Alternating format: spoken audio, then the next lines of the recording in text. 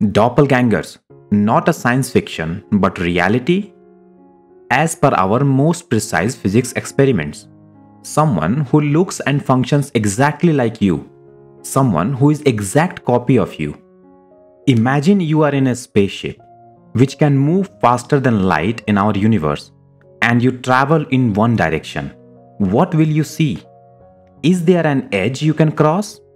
What lies beyond that edge? Our best studies and experiments shows that it goes on forever. But what if I tell you there is a twist? The fact that it goes on forever has severe consequences. If you keep traveling in that spaceship, you are going to meet your doppelganger. But what happens if you don't stop there? You are going to meet your next doppelganger, and the next, and the next, and the next. In fact, you will see infinite copies of you. Infinite doppelgangers. But are they living on a similar Earth, a similar Sun, and a similar solar system? Keep traveling long enough and you can see not even similar but exactly the same Earth, Sun, and solar system. You may ask me here, are you talking about the multiverse? No, in this same universe. Our best studies shows all this to be almost certainly true. While this is not a practical journey due to the causal speed limit, nothing can stop me to take you on this journey to the edge of the universe and what lies beyond. In order to meet our doppelgangers, we must cross the edge of the universe. Wait, but what is the edge of the universe? Especially when it is supposed to be infinite? How would you cross such an edge? What do you even mean by the word edge here? In other words, how big is our universe and what does this question even mean? Well, let's start with us looking up at the sky. How far can you see? Actually, this question works for both distance and time. You see, light has finite speed. It's mind-boggling fast, but still not infinite. And therefore, light takes time to reach from point A to point B. The sun rays take approx 8 minutes to reach Earth. But you might have already heard that. However, this leads to some fascinating facts about the universe. The sun you are seeing right now is actually 8 minutes old. That means you can draw an imaginary sphere around the Earth with a radius of distance between Earth and Sun. Anything which happens on this sphere's surface, you won't see for the next 8 minutes. We can call this distance 8 light minutes, because light took 8 minutes to cover that distance. But what happens on the 9th minute? Well, that sphere grew to have a radius of 9 light minutes. So every minute, that sphere's radius grows by 1 light minute. Here's the 2D perspective for more understandable visuals. Similarly, if our universe was static and not expanding, we would only be able to see 13.8 billion light years of distance in any direction. Because the age of the universe is 13.8 billion light years, light only had those many years to travel to you. A sphere of this radius is known as your horizon, because you can only see this far in any direction. However, when you wake up tomorrow, now you can receive light which you were not able to receive yesterday. Now you can see 1 light day farther than you were able to see yesterday. So every day your horizon grows by 1 light day. But our universe is expanding for the past 13.8 billion years. Meaning the visible universe now has a radius bigger than 13.8 billion light years. How big? Due to this expansion of space itself, the further you look out in space, the faster the object will be moving away. Simply because the more space between you and that thing, the more expansion, thus faster recession. So if you think about it, there must be a point out there in the cosmos where the average recession velocity is the speed of light. This will be the same in all directions. Let's create an imaginary sphere with this radius. Anything outside of this sphere is moving away from you with a speed greater than the speed of light. This sphere is known as Hubble sphere, or as I like to call it, Hubble bubble. In my opinion, that's a missed opportunity. And yes, space itself can expand faster than the speed of light. That limit is only for traveling through space. Although we can see beyond the Hubble sphere. How come? The reason is accelerated expansion. Our universe is not only expanding, but the expansion is accelerating. So even though the emitted light is receding from us, due to accelerated expansion of the universe, our Hubble sphere is getting bigger, which means it can overtake the light which was once emitted beyond the Hubble sphere. This horizon is known as particle horizon, and more famously the observable universe, because well, this is the furthest distance which you will ever be able to observe. This distance is 46.5 billion light years, but don't worry, it is increasing, and it is increasing faster and faster. There is also a cosmic event horizon which is between the Hubble sphere and particle horizon. But that's a topic for another day. For now, let's move back to the size of the universe. You might ask here, if it keeps expanding, how do we know how big it is? To that, I'm going to say, remember the speed of light? The fact that light takes time means the further you look in space, the further you look in the past.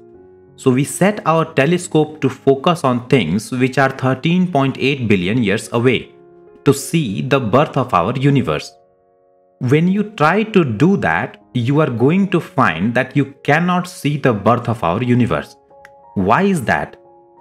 During the Big Bang, the temperature was so extreme, there were no protons or neutrons.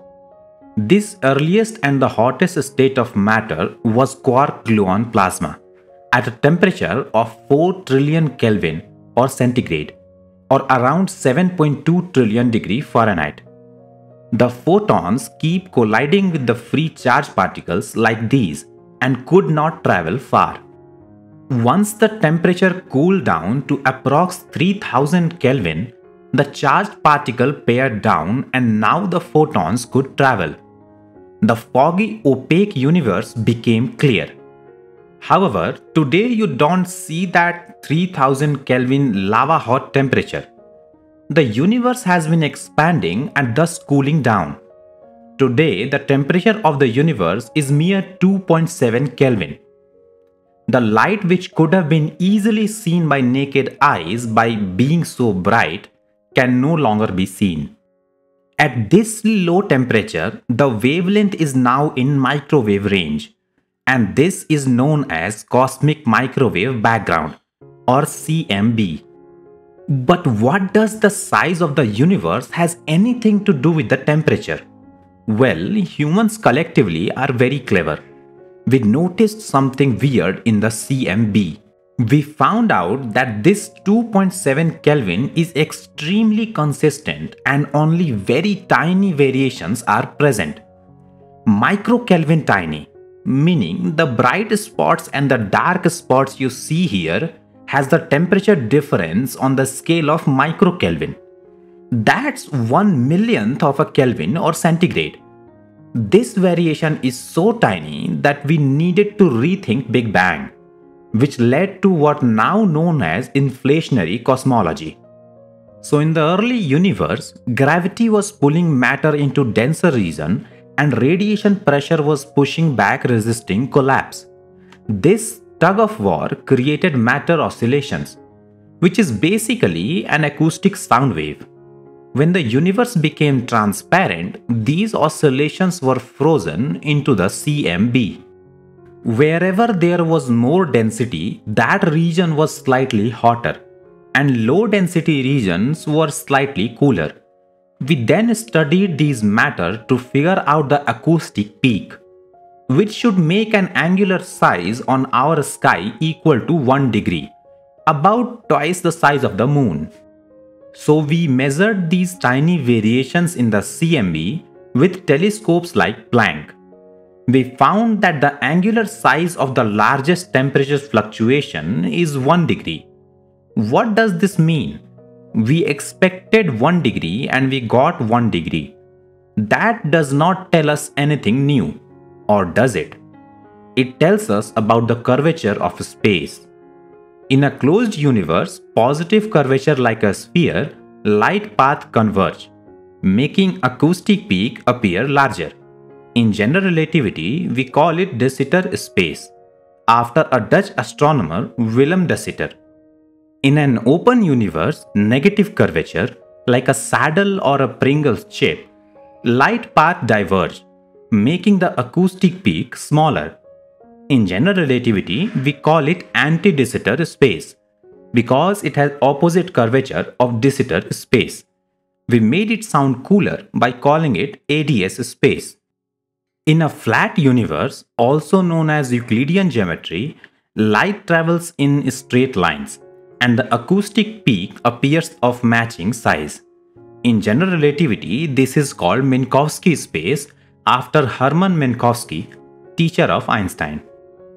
Data from WMAP and Planck showed the peak at approx 1 degree, strongly indicating a flat universe within 0.4% precision. This means that universe is either infinite or extremely large if finite.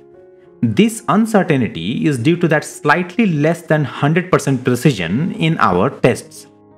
There is also a possibility of finite but compact with flat curvature.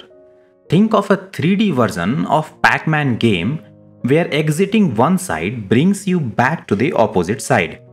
However, we don't have any observation to support this hypothesis. Okay, so the universe is likely to be infinite.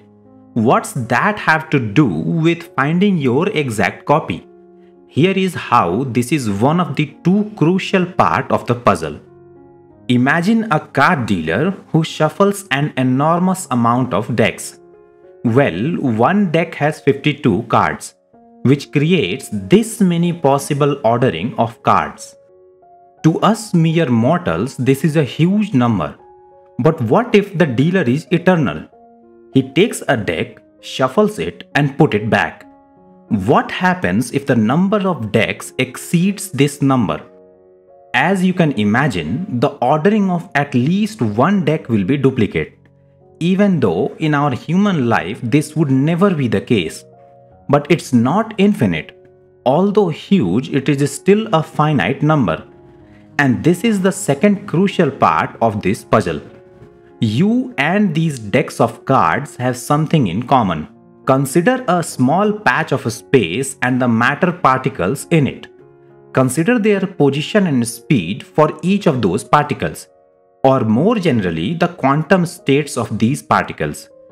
Since we can never have an infinite resolution, in classical mechanics, the number of distinct possibilities will be reduced down from infinite to finite. Dr. Brian Greene, in his amazing book, The Hidden Reality, has explained this topic with so much elegance. If you haven't, I definitely recommend you checking out this book, particularly for this topic. And due to the uncertainty principle in quantum mechanics, which prevents infinite resolution even theoretically, this reduction to finite possibilities is unavoidable, as Dr. Greene phrases it in his book. Let's now expand this idea and consider a larger region of space, with size of particle horizon, a sphere with radius 46.5 billion light years.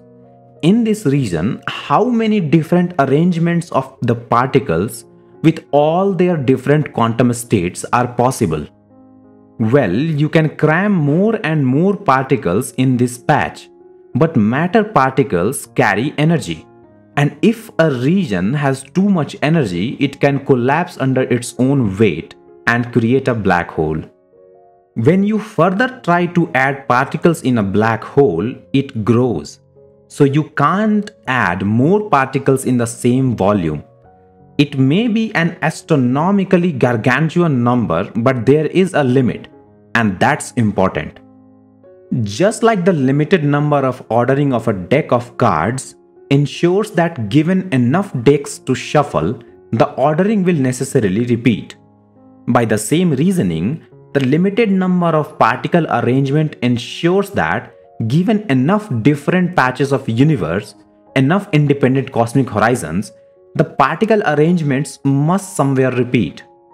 And if the universe is truly infinitely big, there will be infinite many particle horizons where the particle arrangements repeat. It means not only you, Earth, Sun, or our solar system, but this whole observable universe might have duplicates.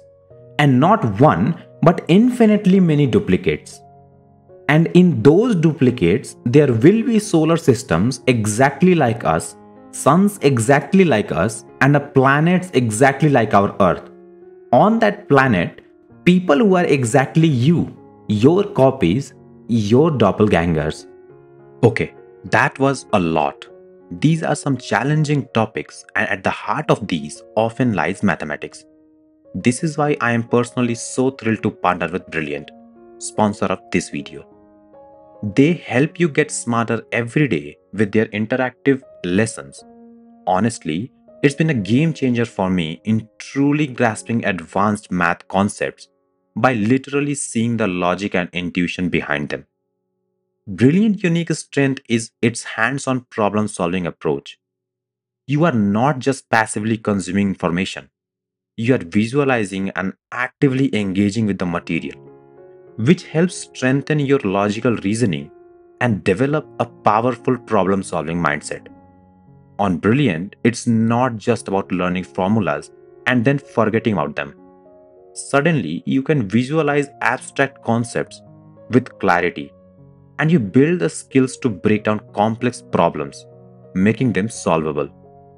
This method truly helps you build mathematical intuition from the grounds up and make you a better, more confident thinker. You can try everything Brilliant has to offer for free for a full 30 days. On top of that, to secure a 20% off of your annual subscription, go to this link here, which is also mentioned in the description and in the pinned comment, or simply scan this QR code. Thank you, Brilliant, for supporting the efforts behind the video and the channel. To understand which slit a photon goes through in a double slit experiment, watch this video here.